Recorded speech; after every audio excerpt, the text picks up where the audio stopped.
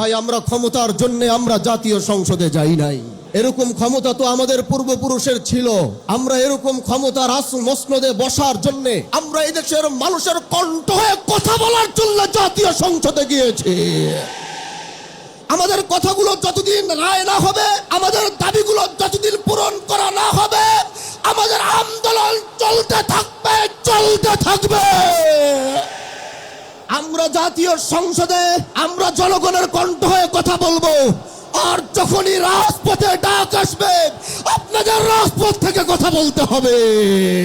জনগণের ম্যান্ডেটের বাইরে গিয়ে অন্য কিছু করার কোনো সুযোগ কারো হবে না। আসসালামু আলাইকুম ওয়া রাহমাতুল্লাহি ওয়া বারাকাতুহু। ইন্নাল হামদালিল্লাহ ওয়াস সালাতু ওয়াস সালামু আলা রাসূলিহিল কারীম ওয়া আলা আলিহি ওয়া আসহাবিহি আজমাইন।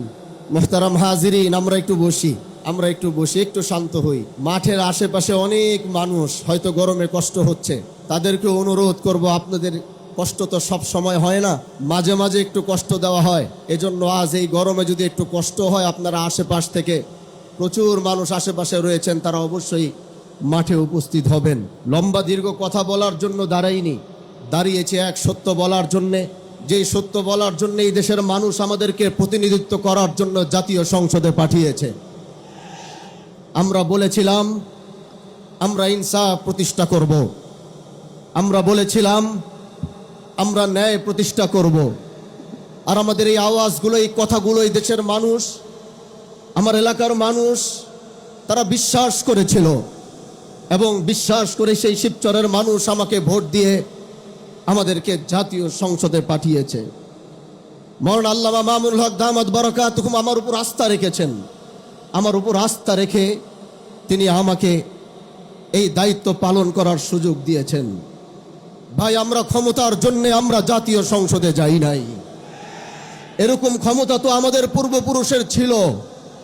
আমরা এরকম ক্ষমতার মসনদে বসার জন্যে, আমরা ক্ষমতার মসনদে বসার জন্য জাতীয় সংসদে যাইনি। আমরা এই দেশের মানুষের কণ্ঠ হয়ে কথা বলার জন্য জাতীয় সংসদে গিয়েছি। এজন্য যতদিন আমাদের কথাগুলো যতদিন রায় না হবে, আমাদের দাবিগুলো যতদিন পূরণ করা না হবে, আমাদের আন্দোলন চলতে থাকবে, চলতে থাকবে। প্রিয় ভাইরা আমার, এই দেশের মানুষ 70% মানুষ গণভোটের পক্ষে রায় দিয়েছে। 70% মানুষ জুলাইয়ের পক্ষে রায় দিয়েছে। এজন্য এই দেশের জনগণের ম্যান্ডেটের বাইরে গিয়ে অন্য কিছু করার কোনো সুযোগ কারো হবে না। প্রিয় ভাইরা আমার, আমরা সরকার পতনের আন্দোলনে নামি নাই। এটা কোনো সরকার পতনের আন্দোলন আর সমাবেশ নয়। সংসদে বুঝাবার চেষ্টা করেছি, হয়তো বুঝতে পারছেন না বলে আজ জনগণ ময়দানে নেমেছে বুঝাবার জন্য। এজন্য আমরা চাই সরকার এটা বুঝবে, জুলাইকে ধারণ করবে, গণভোটের রায়ের পক্ষে সরকারও থাকবে, এটা আমাদের চাওয়া। এজন্য আগামীর বাংলাদেশে আমরা জুলাইকে মাইনাস করে আমরা কিচ্ছু করতে পারবো না।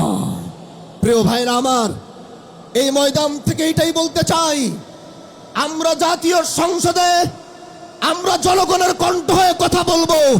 আর যখনই রাজপথে ডাক আসবে, আপনাদের রাজপথ থেকে কথা বলতে হবে। আল্লাহ